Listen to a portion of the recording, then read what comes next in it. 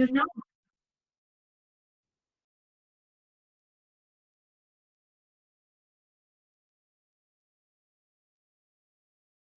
afternoon, Unity Tax Partners. I'm glad that you guys have joined us today for another Unity and TaxWise webinar where we go over the features of the software with Don Evanoff from TaxWise Walters Clover and Alexis Bailey with Unity Tax Partners. I'm going to turn this over to Alexis to go over the webinar rules of engagement, and so we go ahead and get started. Hey everyone, again, thank you so much for joining us. This is definitely one of my favorite webinars we do all year long. It's going to show you all of the additional features as well as product options that are included with your software for free that you want to make sure you're utilizing to take you and your business to that next level. So there's going to be a lot of great information we cover on different ways you can implement these into your office, as well as some of those back-end things that you may not know where to locate. As we're kind of going through this webinar, it'll be the same as usual. So any questions you have throughout, feel free to chat that into the Q&A section, and we will answer those throughout the webinar or at the very end when we take questions as a whole group. Any reactions you have, feel free to put them throughout. So you can do thumbs up, smiley faces, question marks, and whatnot. So we know if we're going over an area that you're loving or maybe a bit confusing. And without further ado, I'll go ahead and turn it on over to you, Dawn. Great. Thanks, Alexis. I'm going to go ahead and share my screen.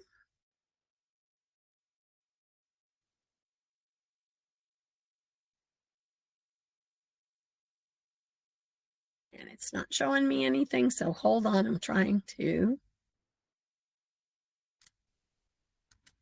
There we go.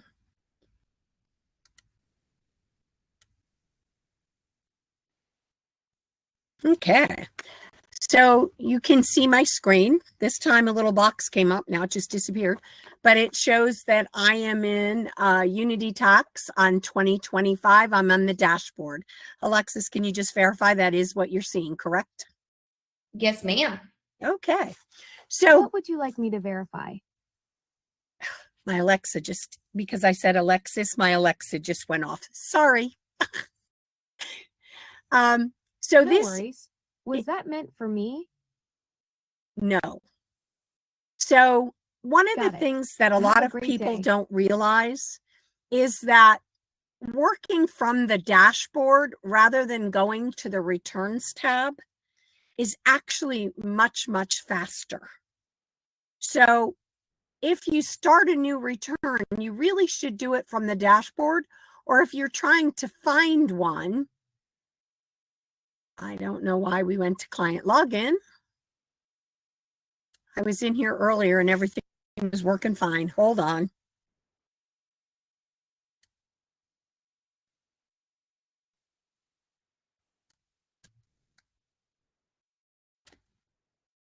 It may have logged me out because it had taken a while, but I had checked and moved around in it and it wasn't doing it. So hold on. Sorry, Alexis. I checked it all before I spoke to you on the phone.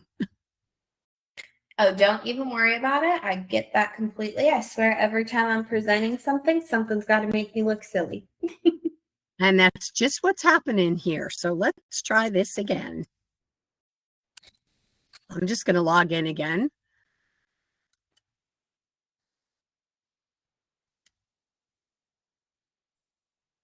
There we go.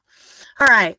So what I was saying here is if you work and use the new return and the open return button, as well as your check return status from here, it's much quicker than going to the returns tab and searching because you have to wait for the whole returns tab to load. So get used to working from here. And again, when you open a return, you can type in numbers. Yeah. You don't have your screen shared right now. So it dropped. Hold on.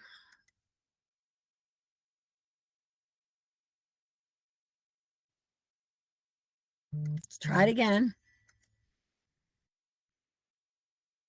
Is it showing? Yep, you are all good now. Okay. So what I was showing you is that if you're looking for a return to reopen to get back in, you can type 3 numbers or 3 letters in the name, and it will bring up anything that has that information in it, and you can open the return right from here. It's much, much quicker than going to the returns tab, waiting for it to load. And again, in the beginning of the year, when you don't have many, it doesn't take long for it to load, but the later you get into the year, the longer it takes. So this is a much quicker way. And again, what we're talking about today is getting the most out of your software and being efficient. So this is one piece of opening and being efficient with your tax returns as well. Okay, so I'm going to create a new return, and we're just gonna make up a number.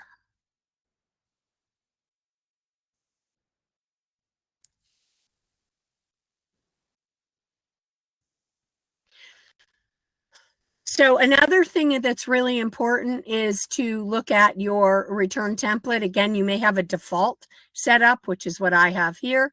And I'm going to go to tax forms.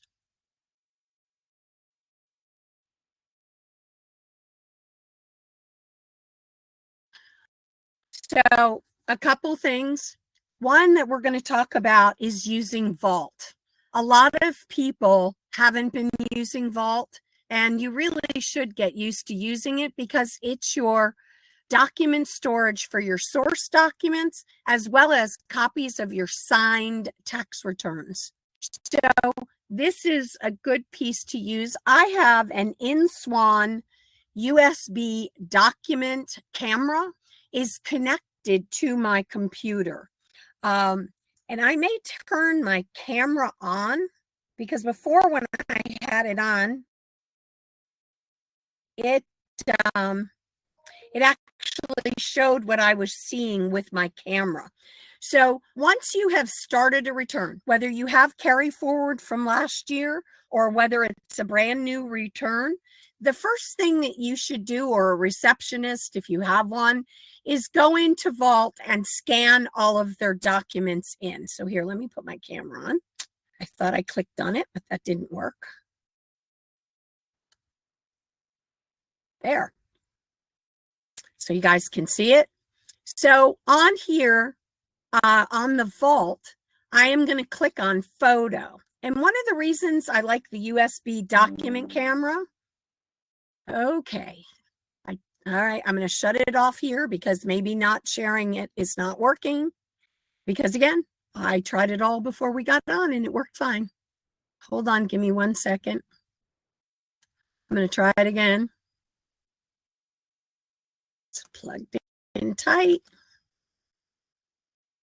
Yeah, apparently it doesn't like me sharing it because it came up fine. So I have the camera on my desk. You can adjust it. It's like a gooseneck lamp. So you can bring it as close or as far away as you want, whatever you want to do with it. Once I do that, I'll take a photo. I'm going to change the capture name because I would like to know what it is so I can highlight. And apparently I missed one. So I'll backspace out. And I'm just going to type that it's the driver's license so that I know. And then you click Save to Vault and it will save it to Vault. What I was starting to say is I use the document camera because when I use the document camera, it's going directly into Vault. When you scan something in at your office, you have to save it somewhere. And earlier when I did this, it took a long time to save when I was sharing my screen. So it may take a minute for it to actually save it. It did earlier, as I said. But you're not saving personal information anywhere. So again, there you see it says that the upload was successful. I'm going to click OK, and I'm going to change it, and I'm going to do the W-2 now, which I have to raise up my arm a little bit. There we go. And I'm going to do that and keep on talking, okay? So I'm taking a photo again. I'm going to change it to W-2. And then I'm going to save to Vault. Many of you will say, well, I can scan them in a lot faster, and you absolutely can by putting 10 documents in your scanner and just letting it go. The issue is it has to be saved somewhere. Sometimes it's actually saved on that scanner copier, which is an easy way for hackers to get in. So you want to be very careful with that. Or you have to save it like to your server or somewhere. So again, you have personal information that you've saved on some computer server or something. And if somehow your office gets broken into and they steal it, you're going to have to tell everybody that their data may have been compromised, because you don't know the hacker and the quality that they are, of whether they are able to get in or not get in. So you would have to tell everybody that their information may have been hacked. I'm going to say okay here as well. I'm going to click close. And you'll notice now in my vault, I have the driver's license and I have the W-2. You'll notice there's scanned document on here. That's the OCR technology. Honestly, it's older technology. When you use mobile, which we talked about earlier in the week, you can actually use AI, which is much quicker to read the documents and fill them. The OCR technology, if you scan it, it reads it, then you have to check all the numbers and verify that they're correct or delete anything. Typically, 12 and 14 boxes get all sorts of crazy stuff in them and they're a mess. And you end up spending more time fixing it and importing it than you would have just entering the data. And again, if you have a receptionist that doesn't know tax and they can scan it and look at it, it may work. But again, it's very time consuming. Typically, you can enter it much quicker than run through that process. Now, the AI process in mobile is great, because when you import from mobile into TWO, all of the data from those 6 documents and the ID all populate. So you don't have to do anything. You do need to check it once you get it into the system, because again, your signature is going on that tax return. So you want to make sure that the data is correct. Okay. So I've used my document camera. I gave them the brand and thing that I use. I just ordered it from Amazon.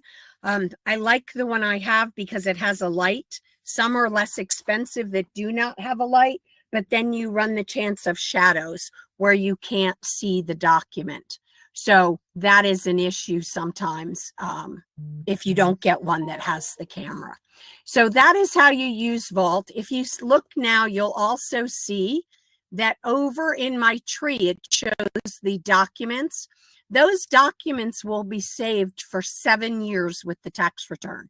So you can always come back in and have those documents, your source documents that you used to check it and go from there. I'm going to click save and close and get out of here, because this isn't about me typing in a return. I'm going to look in your returns list, because this is a shared one we use. And you don't have e-signature. Oh yeah, you do. So I'm going to look at a return and see if I have one that is almost complete, so that we can do an e-signature with some numbers and things in it. And again, you guys have e-signature. You'll typically make sure that everything is complete. I see an 8962 is red here. I just grabbed this return. I have no idea what date is here. But after you run your diagnostics and make sure the return is correct and that you don't have errors in it, because you're sending it to the taxpayer to sign, so you want it to be the finalized copy. You don't want it to be going back in. So we're going to pretend, and you don't have e-signature here.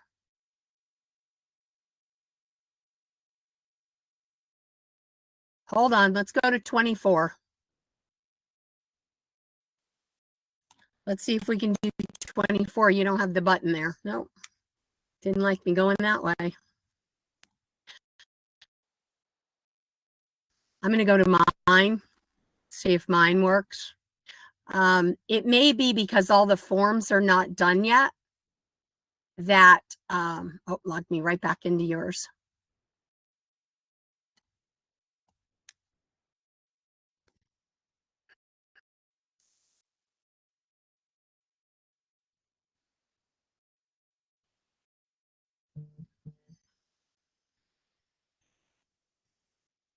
No returns. Great. Lex, have you looked in your 25? Do you have an e-signature tab? Honestly, I haven't for this year. Let me take a look. Yeah, because I just went in If to it's check not it. live yet.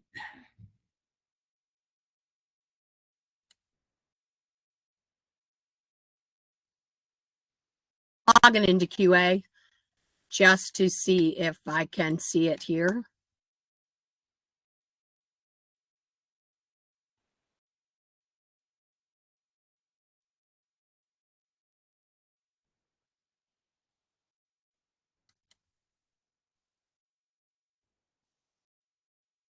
Yeah, I'm going to use QA, so you should see that on the screen. I think they haven't turned it on yet in 25 rather. So you'll notice, again, you'll run diagnostics. I'm sorry for the confusion. You'll run diagnostics. Once you know the return is all done and you need the signatures before you can e-file it, you'll click the e-signature button. Typically, what you're going to do if they are not in the office with you is you're going to use remote. That will go to the email address and it will ask 3 KBA questions, which are basic database questions out in the internet. So something like, what address did you live in 2022? Or what bank has your current car loan? Things like that, that if somebody stole your purse and has your social security number and your driver's license, they can't answer those other questions. So they cannot open the return and see personal information. If they're sitting in front of you and you've looked at your ID and you've looked at them and you know it's them and you've done the return, you can do in person. And that is where they'll get an email and they can open it up on their phone if they have a smartphone, and they can actually sign it right on their phone. So they're not touching any of your devices. And so some people prefer it that way. In order for me to show you this so that you can see it on screen, is I'm going to do on preparer's device, because it will show you how it all works and you can see it here. So I'm going to do on preparer's device and I'm going to click submit. And again, now sharing has made it extremely slow. I apologize. Normally it's very quick. It almost comes up instantaneously. But again, the share really makes a big difference. So on here, what will happen is once it's set to go, it'll say sign now. If it's either remote or on preparer's device, they will get an email, and in the email, it will tell them to click here to sign your documents, okay? So it's not going to get this box that says sign now. It'll be an email. There'll be a link that says click here to sign your documents. But once they click that link, after I click sign now, it will be the same. And guys, you may want to use sign now in your office. And again, if they don't want to touch any of your stuff, if you have a Topaz e-signature pad, you can actually connect it if you want to. But you can also just show them a font on here, and you can do it that way as well. So they will click start signing. Then they will adopt a signature. And again, on their phone, you see the box where it says provide your name by drawing with touch, mouse, or stylus. They can sign it right in that box and use the drawn. I'm going to use the typed again because mine is not a touch screen. So this is the taxpayer's name, and then they can click and choose different fonts. So again, they can choose something that's more them.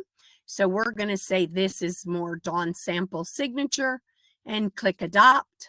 Then what it will do is it will bring you the taxpayer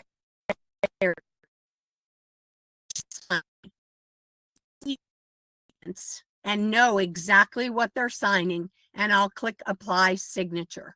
Once I do that, it goes to the next document to be signed. Again, they can scroll. This is their 8879. I'm going to click apply signature. and it applied the signature. Once they are all done signing, it has a submit button. When they click submit, two things. One is they will be able to get a copy of the return from there. I did it in office, so they can't, but on theirs they can. And once I say, okay, completed, you'll notice up here it says sent. It'll take a minute for my computer to refresh. I'm clicking the refresh button. Sometimes it takes 2 or 3 times. And oh, there, it changed to completed. So it will change there on the tax return tab. There is a column for e-signature, so it will show that it is completed as well. And then if you look down in the documents, now remember, we're in a different one because I opened QA, so there's no source documents here.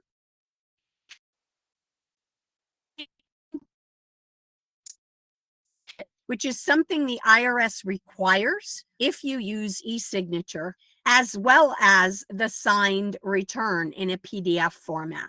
So I have both of those. And again, they will stay in the vault for 7 years. So you'll have access to both the completion certificate as well as the signed return. If you look at it, you'll notice that it's date and time stamped. So it says 12/18 of 25. And that crazy time, you'll see there's a Z at the end. It is in Zulu time. So you'll have to change whatever the time is to your time to know the exact time, but it is all done in Zulu time. So it is date and time stamped, so you know exactly when they signed the return. I would always open the return, verify if it's a married filing joint that it has 2 signatures. Of course, if it's a single, then you've only got 1, and then you could go ahead and transmit your return. Okay, so again, once that is done, you can go ahead and transmit the return. I'm going to show you, and we did a little bit of this in What's New last week. I'm going to click Create e-file. I'm going to say Create. And one of the new features is if I have permission as the user that I have logged into, I can now submit the e-file right from here. I don't have to close the return, go to e-filing tab, and then transmit the return. I can do it right from here and go ahead. And there's my submission ID report. I'll close it and you'll see e-file created successfully. And in a minute, it will say the return was queued, which means it's set to go to the IRS from us. So that will come up in a second, maybe. Okay. So again, everything's about efficiency, guys. And if I'm allowed to e-file all the returns and I just do a return and transmit it, it's so much easier for me to do it right from here. Again, I can run the diagnostic, print the return, create the e-file. I can do everything right from here. Okay. I'm going to click Save and Close and just get out of this one return. I'm going to go up to Administrator and I'm going to go to Settings. So again, using this software, the big niche for this software is time-saving features. But if you're not using them, you're not doing yourself justice with your software, because it makes it much more efficient if you use these time-saving features. So I'm not going to go over all of them. I may do just like a brief summary of them, again, because of time. But if you have multiple preparers in your office, each user or preparer, when they log in, will come into settings and do the user settings and fill in their tax preparer information. They must click this checkbox to override the return template, because if you have multiple preparers, you probably left the template blank. If you are a sole proprietor and you have no one else in your office and you have no reason to believe you're going to hire anybody or do anything else, you can actually enter this data right in your return template. But again, I would recommend that you get used to entering it here for both the admin user as well as any other users you may bring on. We see a lot of different things happen in tax season. Sometimes some preparers pass away. So if you have an H&R Block office and the owner's had it for 40 years or 50 years and passes away, the wife may not want to continue with it and may close it. So you may have preparers that come to you that say, hey, we need a place to land and to do returns, and I can bring my clients with me. So even though you thought you were going to be by yourself, you may add another preparer on, 10 days into season, 2 weeks into season, whatever. So getting used to entering it here instead of on your template and leaving your template blank, in case anything changes midstream, it's easy to add another person and have the correct information. Again, if there's a scroll bar, always remember to scroll down and fill out all the information. Once you've done that, you'll click on the ERO, and then you'll do the same thing here. Check to override the default return template, fill in the ERO information here as well. You have custom fields, which you can use to track marketing or to get you customers if you offer other products or services. Again, you'll check if using the prep use form, because that's where these questions will go, is into the prep use field and the form. You'll click the little pencil, you'll type in your question, something like, how did you hear about us? Then in the pick list, you'll type all of the things you've done. A Facebook, you have a Facebook page, you have a website, you have their referrals, their returning customers. You make the list of how that customer came to you, and you would make it required and check the box. I'm going to cancel out of that. In 2, if I do or pay referrals, I would ask if it's a referral, who referred you, and then they can type the taxpayer's name that referred this taxpayer that I'm doing the return, and do that. You can also do things like a question of, are you in need of bookkeeping service, or do you need insurance, car insurance, or whatever. Remember to keep it small. You don't want to make it too long. For some reason, they decided 25 was a good idea. You want to keep it probably 8 or under, because it's going to extend the time that you're spending with a taxpayer to get the return done. And we don't want to do too much, but you want to use this so that if you pay referrals, you can track them all right in here and run the report and pay them off of the report. If you want to build your other business and get new clients for it, you're talking to these people, you're preparing returns, they may need that other service and not realize you offer it. We have some that do immigration service, notary, all sorts of things. So you can do a question of, are they in need of that particular service? The next one down is return stages, and this is one of my favorites.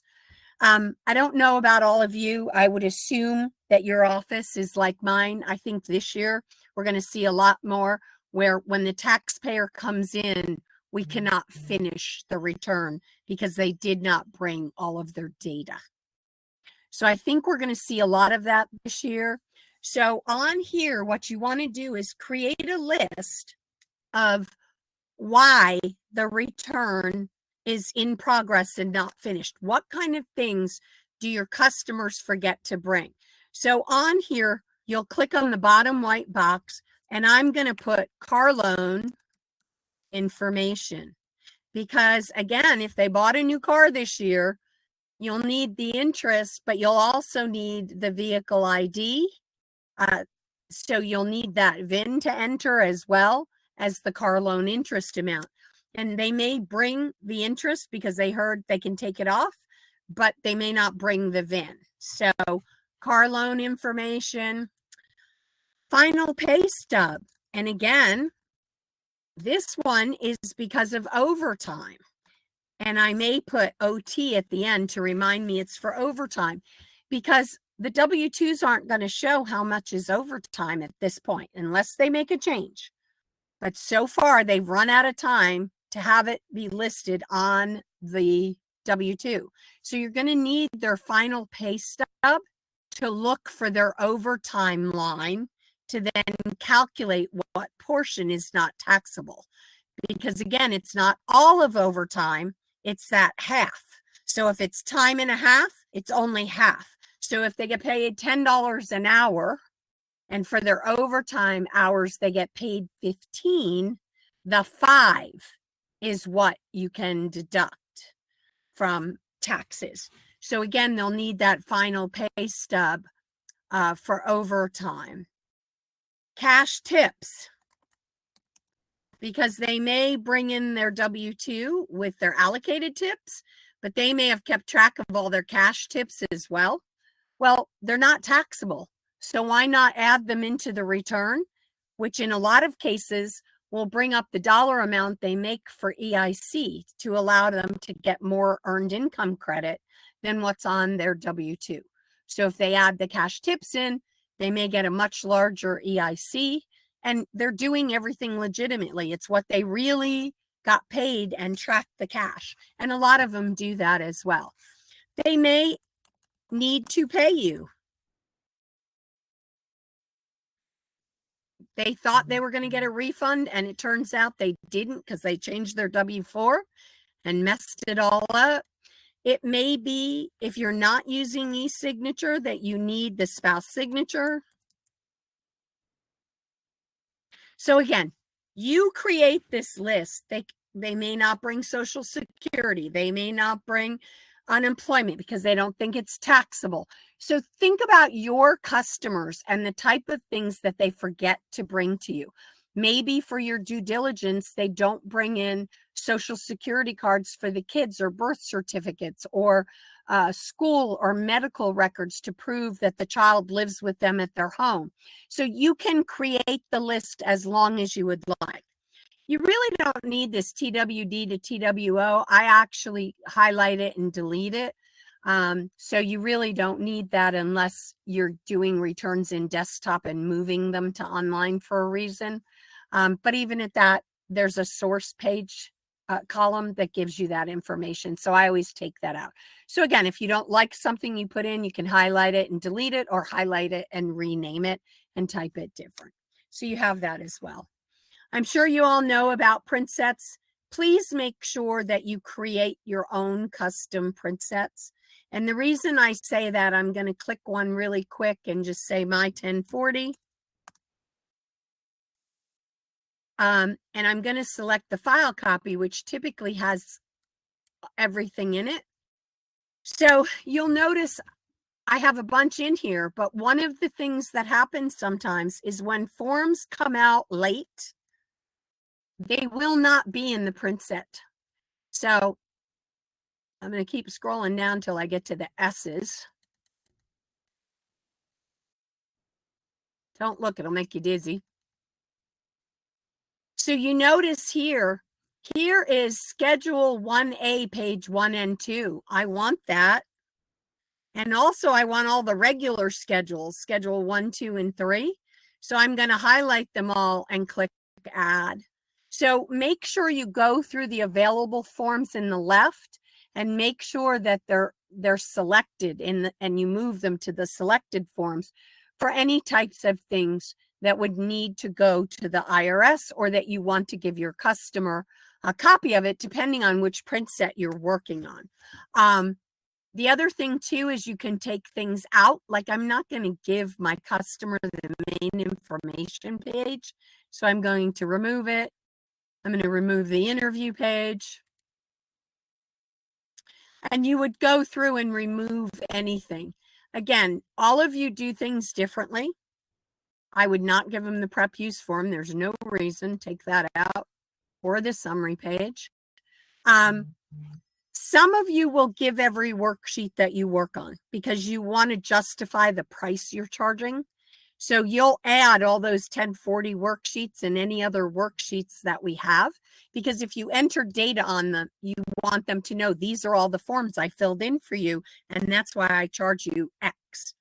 Other people's philosophy is they don't give them any worksheets because worksheets are not required by the IRS. They don't go with the tax return to the IRS, whether you mail it or whether you e-file it. And they don't want to give them to the taxpayer it makes it very easy for them to go somewhere else for $25 less because they have all the worksheets from last year's tax return, like depreciation worksheets that show what prior year depreciation was and things like that. So it's up to you. It's how you run your business. So by all means, do what you feel more comfortable with. The other thing we added this year, the advanced, most people don't do anything on it. You can carry forward your templates from last year. So if you used online last year, you can carry your template forward and not have to create it here. Very self-explanatory. Salutations, I don't even understand why we have this there. All the regular ones in English are there. You can add it if you have customers that are very formal and speak a different language. You can add like Monsieur, Madame, and Mademoiselle if you want to. Again, most people don't even use salutations. So that's why I'm talking about preferences. I'm going to click done here. Wouldn't let me click on the preferences because I forgot to click done. And you'll notice it's checked off to enable automatic linked state e-file submissions. You want to make sure that's checked. Then when the federal return is accepted, the state will automatically be submitted. So you don't have to remember to go back in and check it and send it, okay? So that is a big piece we would have marked as well. Those are your general settings. Remember in your manage users, when you set up users, don't give people everything. You don't want them to have all of your reports and be able to delete returns and do all sorts of things. Sometimes good people get into desperate situations and do bad things. So please make sure that you give them a combination of items to do the job that you hired them for, but don't give them everything. Okay, so that's a big one. Return templates. You'll notice there's a basic return template with W-2 and it's marked as the default. When it is marked as the default, you don't need to assign it to users. Every user, when they start a return, will get this basic tax return template in their information. So again, this is checked. If you open this and nothing is checked as a default, you'll see they're set as default box. So you would check it and then it would change the checkbox from the basic to this one. We're not going to do that, but I had to show you where it was because on the one that it's set as default, you don't have a box there. Okay, so you want to make sure it's set as default. Then if you set it up and you realize you want to add something on your price sheet and you add something on your price sheet, you don't have to reassign it to everybody. If it's marked as the default, they will all just get it as when they start a new return. It will not go back and change the old returns, but it will do that as well. Okay, so make sure that you have one of them marked as default so that everybody gets that. Also, some things to do is when you're working in your settings, use your breadcrumbs. So you can just click on settings here above the assign and unassign. It's easier, it's quicker to get that way and get through. Okay. I don't know if you put client letters in your templates, but you can add them by clicking the envelope. If you want to edit them, you can come in to the client letter template and edit the template to sound more like you. Maybe we say enclosed is your tax return and you want to say attached is your tax return. You can create a new template based off of the existing one and make changes and save it. And then you can add that into your template as well. Always, guys, they have to make sure their partner verification is set up, correct, Alexis? Yes, that is correct. Okay, so the way to make sure you're set up is come into partner verifications. And if you're enrolled with a bank, it will tell you, and it will tell you what products you're approved for. You want to make sure you check this before you start doing returns to make sure that everything is synced properly and that you're set up to offer what you think you are here. So again, in settings, partner verification. Okay. those are some of the basic pieces to help, tips and tricks for bottleneck and more efficiency. Guys, I can't speak enough about making yourself as efficient as possible. Using mobile with the AI to bring all that stuff in helps tremendously with efficiency. Using things like return stages and custom fields and using your template because it saves keystrokes, so it saves time. And nothing is huge, okay? Nothing saves tremendous amounts of time. They all are small, but they add up very quickly. So that's the thing to remember. In using a template, if you save 200 keystrokes, and let's just say you type fast, and so that saves you 2 minutes on a return. That's not a big deal on one return. But if you do 400 returns, that's 800 minutes. That's over 13 hours that I just saved by using the template instead of typing everything in myself on every return. So things like your preparer name, your ERO name, and that information, and some different things in the template as well. Having your price sheet set up so that according to the forms that you did, it creates the price for that particular return based on the forms and how complex that return was, rather than you having to sit there and think about it or think about what you charge and do that. So getting that price sheet set up is huge in your template as well. Do you have the interview sheet in your template, Alexis? So all of our offices do their own templates, but I Okay. do agree that the interview sheet's great to go over for them. So I'm going to just talk about it. I'm going to come back in because, again, that is a huge time saver, both for the preparer, and you can actually use it even, some people print it out and give it to the taxpayer so that as they're waiting, they're doing something that can help speed up getting their return done when they finally get back to you. So in the template, I always click on the plus, and I always add the interview sheet. So you see interview. Once you add it, you must check the checkbox at the top. And it's in every return, but it will be gray. So you can use it if you want to, but you don't have to. So again, if you have a new preparer that isn't sure where something goes, they can come in here and check yes, and it will put the worksheet or the form in the tree in red, in the tax return, not in the template, of course. We wouldn't want to do it here. So you can mark it, but if you don't check this, it won't be in the return. The other thing to always make sure is on the 3-year summary that you've checked both of these boxes. If you do not check both of those boxes, the 25 data will not flow into 26. And again, this is one of those forms. I don't print it for the taxpayer, but I have it here if I need it. And I'll give you a couple examples of why I do that. Sometimes, let's say Alexis did somebody's return last year, and she got them $7,000 back, and they came in this year. She wasn't in. They let me do their taxes because it was the only time they could get it done.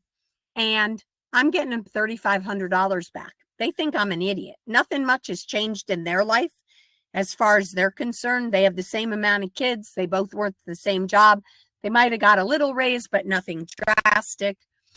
So what the heck? Why am I getting half or less than half of what Alexis got?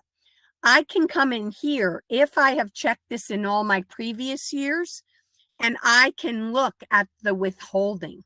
So I can scroll down and I can see what the withholding was last year so that I can look at both and see what happens there.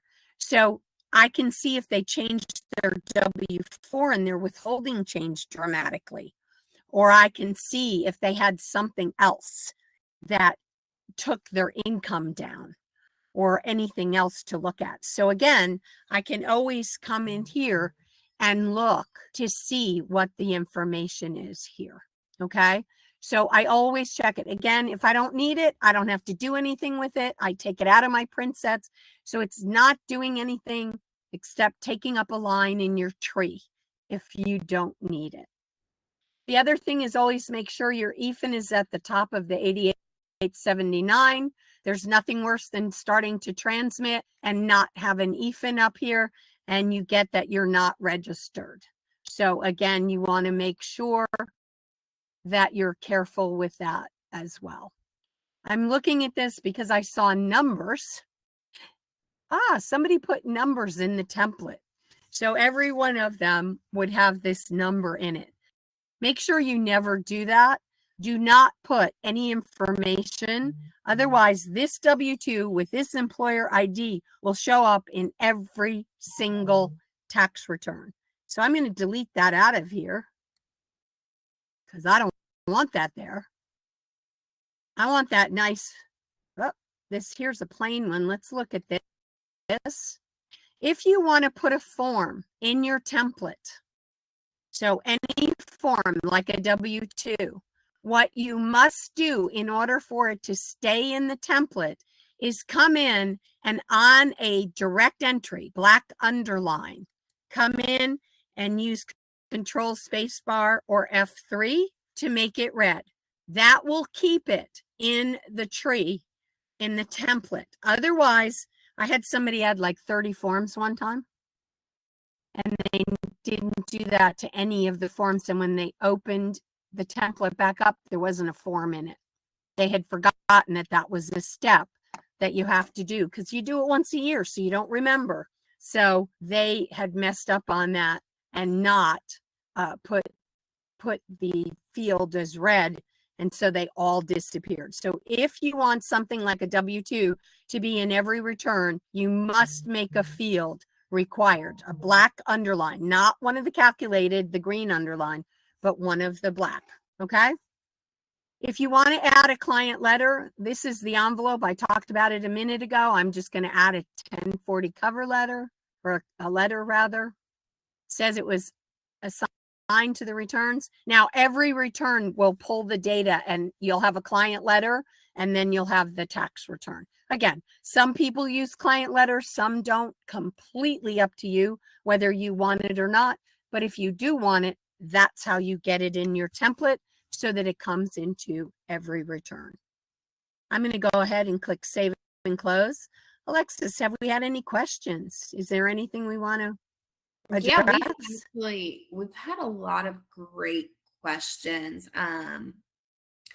Looks like we definitely have some interest in what camera you were using at the beginning of your presentation to show the vault and taking those photos in. Is there any particular cameras you recommend or what they want to look for to make sure it'll work? So I only have used the one I have that I know works very well. Before we started, I gave the information to Omar and he found it. I purchased it on Amazon. So he has the link for Amazon. So if that's something you want, again, the big thing is it is a USB document camera. Don't say just camera or you'll get like a regular camera. You want it to be a document camera. Again, the other thing that I like about this one is that it has a light on it. So I can turn the light on the little head and it lights up the W-2 or the document that I'm trying to take a photo of so it doesn't get the shadows. So I like that about it. It's not necessary. You know, there are some out there for $49. Typically, as long as it's a USB, it will work. I had someone who purchased this and could not make it work. And one of the things is when you buy the camera, it tells you that you have to upload an app. It's called Documate. And it's just what like sets the camera up. And then it brings the camera in as one of your cameras. It doesn't save anything to the Documate. But if like you just wanted to take pictures of all your documents at home and not for tax, you could use the Documate and use the camera and take photos of all your receipts or your deed or whatever else you wanted to get into digital format that you didn't have. So that is to be used with the camera, but it's what sets the camera up as a choice in your Microsoft list of cameras. so that when you come in to TaxWise and Vault, you see it in the list of cameras. So again, Omar has the link for that, so he could send it out to everybody, or Alexis, you can give it to everybody and get it from Omar. Perfect. Yeah. If you guys have questions on that, feel free to send an email over to support@unitytaxpartners.com. But I think John hit the big point. Any camera you're looking for, you're going to look for one that is a USB document scanner. No, They've not got- scanner, document camera. Document camera. See, this is why you're here, Don. A document camera, and there's additional features you can get on them, such as those lights and things like that. So it's worth looking at the different options out there and what makes sense for you and your business. This next question's great, and I think I know your answer to this, Don.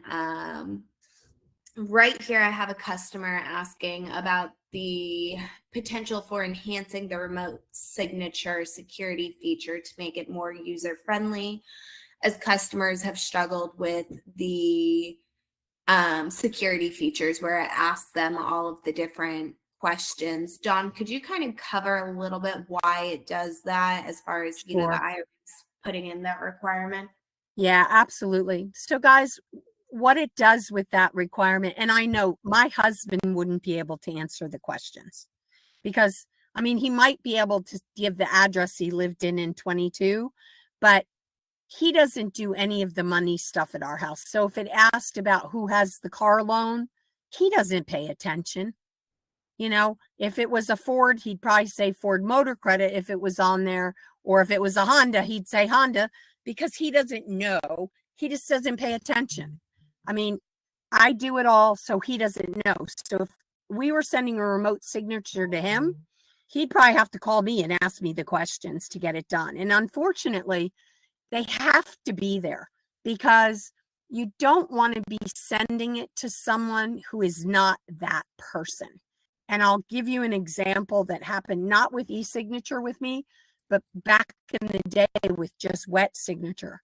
We had a couple, and the husband was severely disabled.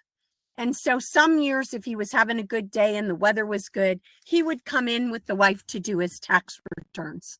And then other years, he wouldn't. If it was really bad or the weather was bad, he wouldn't come out because it was bad. And we had been doing the returns for like 15 years. So we knew the customer, we knew that the husband was severely disabled, and this was a typical event.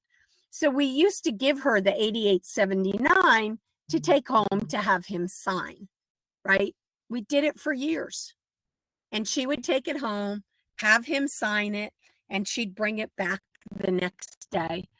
And then we'd transmit the return. They'd get their refund. Sometimes if they did a bank product, depending on the day and the weather, he might come in with her to pick it up. He might not. But that's what would happen. So one year she came in, we did the tax return. She said he was bad and that he couldn't make it. We gave her the 8879. She left, came back with it signed the next day, just like we always have done. We transmitted the return. They did a bank product. And when we printed the check, I called the house. And the husband answered. And I said, "Oh, are you feeling better?" I thought he'd been bad. And he was like, "No, I've been doing really well for a while. They got me on a new med." And I'm like, ding, ding, ding, what's going off in my head? I said, "Well, your check is here." And he said, "What are you talking about? I haven't come in to do my return yet." Turns out she had left him. And she did the return. And I don't know if she forged his name, had her new boyfriend sign it. I don't know. But he didn't even know it got done. And he was like, "Can I come get the check?" I said, "It's your return with your name on it." So yeah. So he came in and got the check, and she was mad. But when you don't have somebody standing in front of you where you're looking at their ID and you're looking at their face and saying, yes, this is definitely them, there has to be some form of security that the information is going to the right person.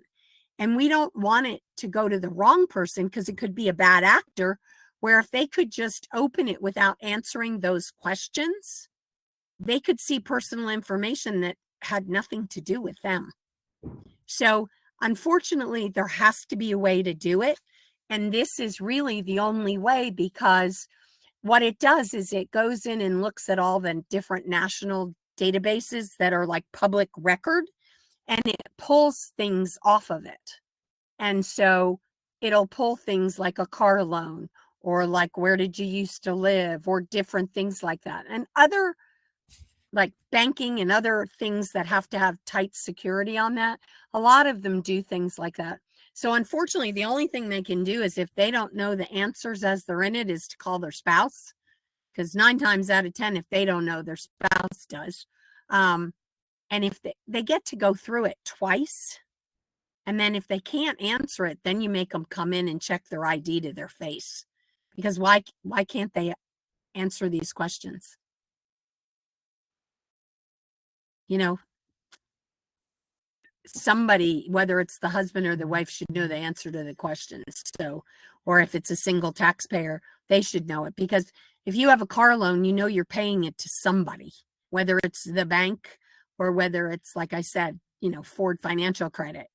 So that's the best I can do on that, Alexis. I'm sorry. I know it's a pain, but unfortunately, it's to secure taxpayer data doesn't get in the wrong hands. No, completely understand. And that was a great explanation. I mean, honestly, we all know it, but we're kind of held to those IRS standards. And when they instituted that a couple years ago, it's unfortunately not something that's going to go away, but it is a good security feature for you. And truthfully, not everything is on the IRS on this. Some of this is state and federal law. Again, protecting people's personal information. So it's not necessarily that the IRS has decided we have to do that. It's that the Secretary of State's decided that that's the way things have to go to pass personal information containing this much information in to a person. They have to verify that they're that person. So in all fairness, I know sometimes IRS does do stuff that we all want to shoot them for, but in this case, I don't think it was actually them. I think it was through the Secretary of State. So, but again, it's protecting personal information, and unfortunately, it can be painful some days. Perfect. And it looks like next question I have are going to be regarding state print sets. I know this one sneaks up on us every year. John, can you quickly kind of recap how they do the state print sets and how they know when certain states are released and whatnot? Oh, so you asked about release. That's a whole different ballgame, but let's talk about the print sets for a minute. So, again, you will go up as admin, you'll click on settings, come to your general settings, and go to your print sets.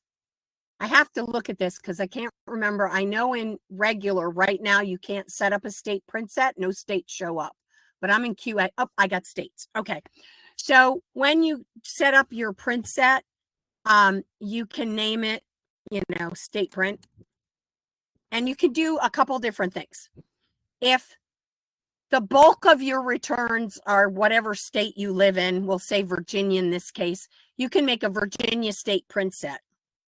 Or you can choose all the states that, well, that figures. I'm in QA. Sorry, guys.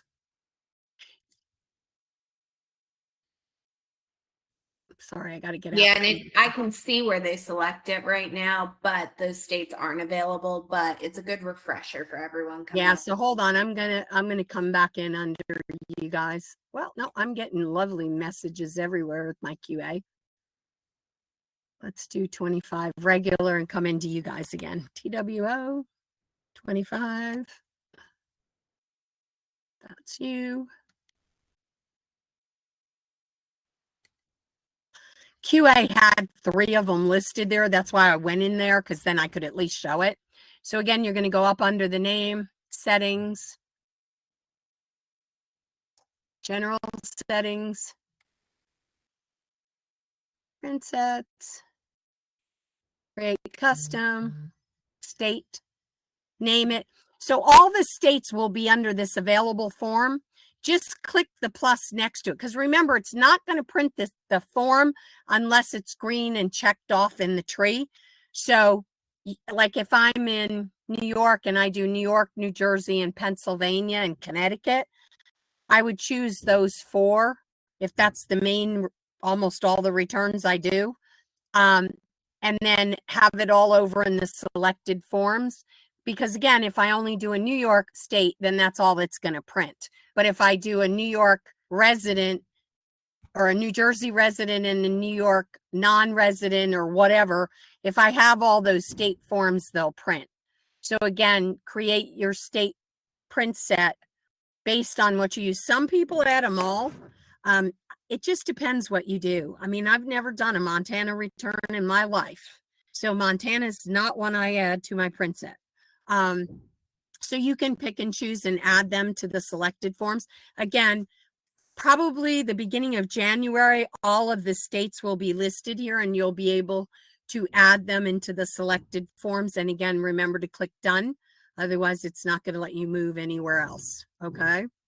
But that's basically how you do it. And sorry, I thought I could show it to you with some in there in QA, but unfortunately, apparently they're messing in it right now because I keep getting errors. So they're doing something.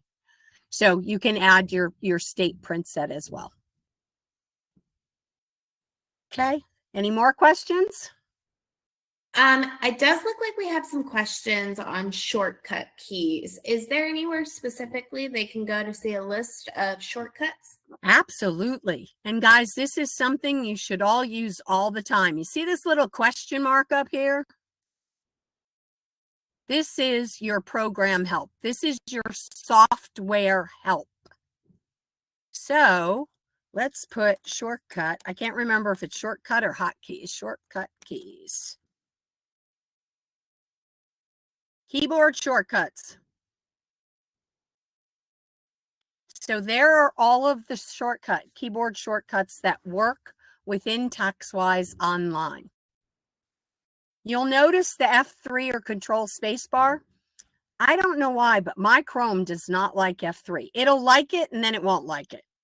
And I'm like, what the heck? It worked a minute ago. So I use Control Spacebar in mine instead of the F3. Sometimes the F3 works perfect all the way through. So it's just one of those things. But there are the hotkeys that work.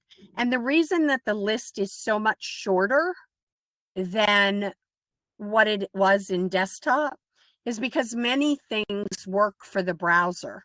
So an example of that is F5 in desktop brings the calculator up, but unfortunately F5 refreshes your browser, so we couldn't use it.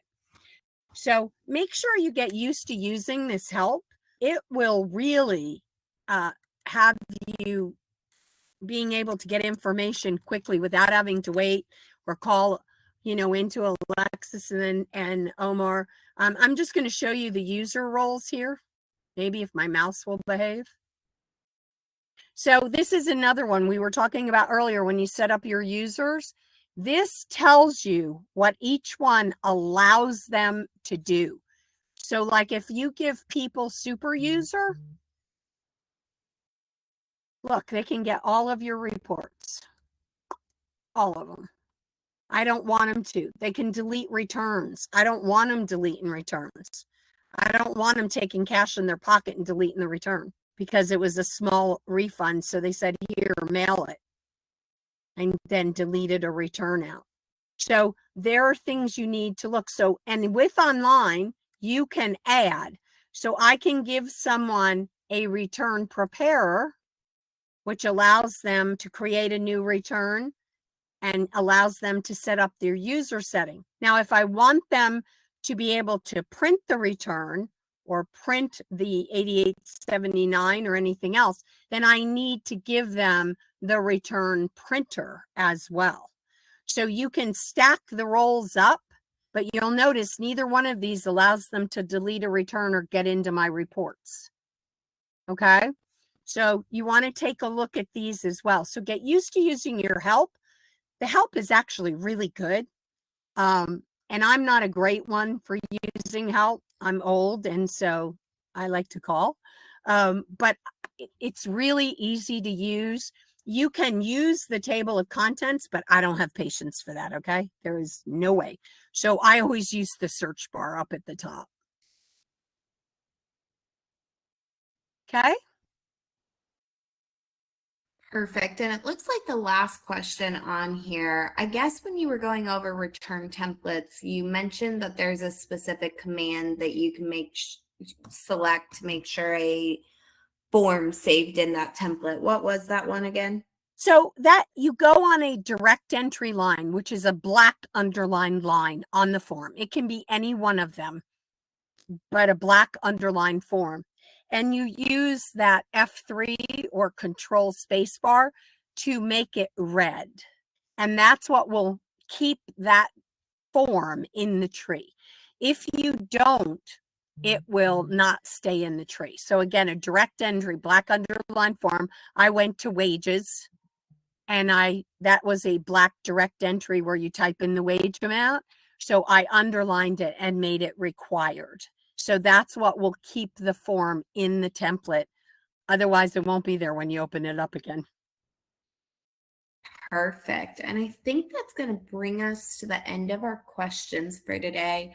Okay, Again, well, I wanted to do the questions before we talked about reports, because I know that was something else we had wanted to talk about in here, but I kind of figured they needed a break of stuff being thrown at them. So I thought the questions would be good. So let's just talk about reports for a minute and then we can be done, okay? So there are reports in TaxWise Online. So you'll click on your reports and you'll see there's a few here, okay? You have mobile reports. Now look, there's a new one for the referrals from TaxWise Mobile. Once someone gets done with their mobile return and they submit it to you, they will get a link to refer friends and family. It's up to you whether you pay a referral fee or not. That's your ball game. But they can send the link. They can use a QR code generator and generate a QR code and put it on their Facebook, their X, their Instagram, their Twitter, whatever other thing they use, and share it out to refer you to do their taxes. Or they can copy the link and email it to mom and say, hey, mom, I found Alexis. She did a great job with my return, and you can click this link and upload documents and she can do yours. I knew you were looking for a new preparer. So that is where that information you can get from these reports. And when you look at it, there's some information, but there's not tons of information. And the way you get a report is you click on generate. And again, I'm not sure whether it's going to work here in 25. It will say pending. I'm going to refresh my screen because there's nothing in it, so it shouldn't take long. There it goes. So when the report is completed, it'll mark complete, and it will give you a date and timestamp as to when was the last time you created the report. Maybe you thought you did it, this morning, and you realize you didn't. It was 2 weeks ago when you look at the date. It also creates the report in Excel. So you can click on the Excel. It jumped up to the top. Open. And we have no data, so there won't be any data in here. There just will be the columns. So you can see all the columns. It's in Excel. You can hide columns. You can do different things with the columns to use those reports. Okay. I'm going to close that report. So there's some, not a lot. You have your non-returning client list. So you can look at your non-returning clients at any date, and it'll tell you if they usually came in by this date and they haven't. It'll give you the list of clients that have not returned from your client list. So it will give you all that information where you can call them or you can email them or you can send out a postcard. Depends on how you do things. But where most of your reports live is on the support site. So support.taxwise.com. If you go under my information, or if you look right in this my account box in the middle, it says access your reports.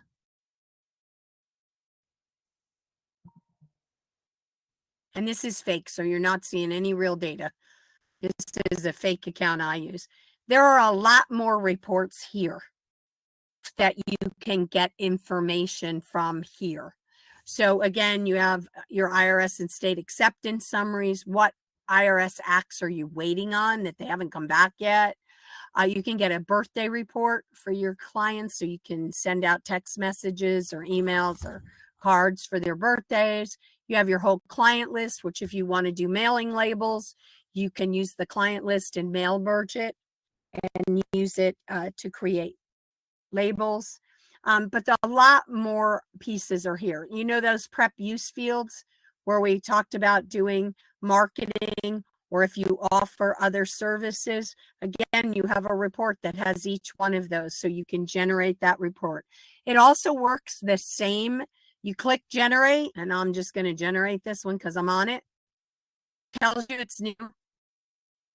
Timestamp. I'm in it. Oh, you know what? I'm in 25. There's no new stuff in 25. Let me change it to 24. There. You'll see I generated, it's completed, what the timestamps were, and then I have the Excel spreadsheet to open next to it to be able to see the data there. So remember, there are 2 places to get your reports. We've gotten so many complaints that we have so few reports in online, and it's like, no, you got to understand, you can look at it on the support site.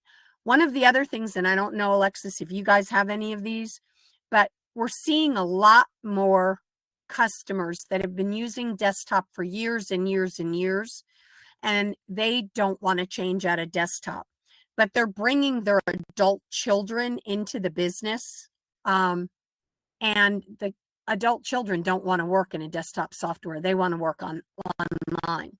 So it's really nice because mom can stay in her desktop and work in desktop, and the kids can work in online. And if you get your reports from the support site, it has both of them together. So you'll see all of your returns, all of your acceptance summary federal or acceptance summary state. So it combines the 2. So it's nice if you have that situation. And again, I don't know if you do or not. We're seeing a lot of it at the IRS forums and at the GetWise seminars where people are bringing in their adult children. And those people that have been using it 25 and 30 years, they're like, I'm not learning something new. I'm trying to retire. I'm cutting down on who I do. That's why I got these kids in here to do it. So they really don't want to move to online, but the kids don't want to work in desktop. So, in desktop. So it's a really good way to be able to utilize both. But these reports will have the data from both in them. That's all I got to say about reports, unless there's something else.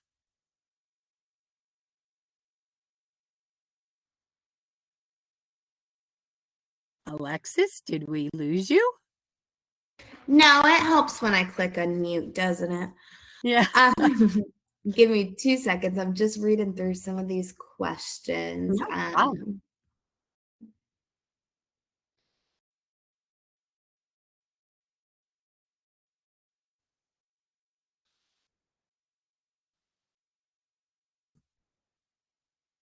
There are some questions about customizing reports.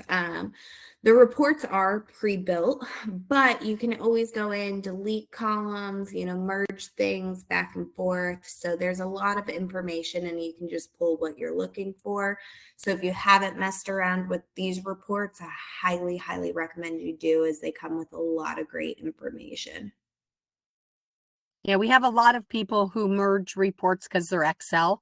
I am not an Excel person. I have no clue how to do it, so don't ask me. But they merge. I know how to hide columns. I'm good at that. Or move a column or do anything like that. But as far as merging, some merge 3 and 4 reports together and have it be one single report. So you can do that, but it's all Excel based. So it's that knowledge in Excel to do that. Perfect. And then there are a couple questions we have about Texcellent. Texcellent is a external paid program that you can sign up with. So you would have to reach out to TaxWise directly. The other partner that I will say I love that has kind of a similar thing is Versacom. Yeah, I love So this. if you haven't used Versacom before, I absolutely love these guys. We have a webinar set up with them on January 2nd. And that goes over everything that's free included in your program, how to opt in, make sure your clients are getting the text message and email notifications. But they also have a product called Front Office. So if you're looking for text messaging, appointments, all of that built into your system, I would recommend reaching out to Versacom and see if that's a good solution. Typically, you can get a lot of bang for your buck with them. You can also reach out to TextLM as well, but I recommend those as your first two resources. You can ask for Scott over there and let him know Alexis sent you. And guys, she's so right. I've used Versacom for years. I used it in my Jackson Hewitt offices in the 1990s. In my office that did 1,000 returns, it answered 10,000 phone calls. And that was back before we had apps and things like that. Now they have a tax info app that the taxpayer can put on their phone and check the status of their return so they're not driving you crazy and calling you. They have a lot of good products. I have not been able to get into the front office. I've been traveling for GetWise and stuff, so I haven't had time. They just set me up with it. But that product has been really good. And a lot of people ask, well, what's the difference if Versacom can text customers and TextLink can text customers? So one of the big differences there is TextLink is more to text people to market. So if you're going to market and do things marketing wise, TextLink is maybe your better bet. It depends how involved you're going to get, but you can set up campaigns and it sends it out automatically and you can do different things like that. If you're looking for just the status of the return and you're looking to text the client to tell them something or ask them a question or whatever, then Versacom is probably your better choice financially wise. But again, it just depends what you use it for. I had somebody today I was training that has TextLink, and they have a bunch of campaigns already set up to text out to people. So again, it just depends how you're going to use it, whether the value for the cost is there. And so again, I love Versacom. I'm with Alexis on that. It's great because you can set it up to email or text message the taxpayer the status, and you can do it in English or in Spanish as well. So that's another big piece. Perfect. All I got, Alexis, unless you got something else for me. Nope, that was it. Thank you so much, Dawn, and thank you guys for joining us for our webinar today. We are kind of coming to the end of our webinars for this season. So we have one more webinar if you're not registered for. It's tomorrow at 2 p.m. That's going to be the Unity Tax Shield Masterclass. If you need the registration link, you should have gotten it in your email today. Then again on January 2nd, which is 2 weeks away, we're going to have that webinar with Versacom. That's another great one. So I recommend you join those two. Other than that, if you guys need any assistance, please give us a call or send us an email over to support@unitytaxpartners.com so we can assist you. And we're looking forward to another great year. Thanks. Everybody have a great holiday. Thanks for your time. All right, perfect. Thanks, Dawn. Bye. Bye, Alexis.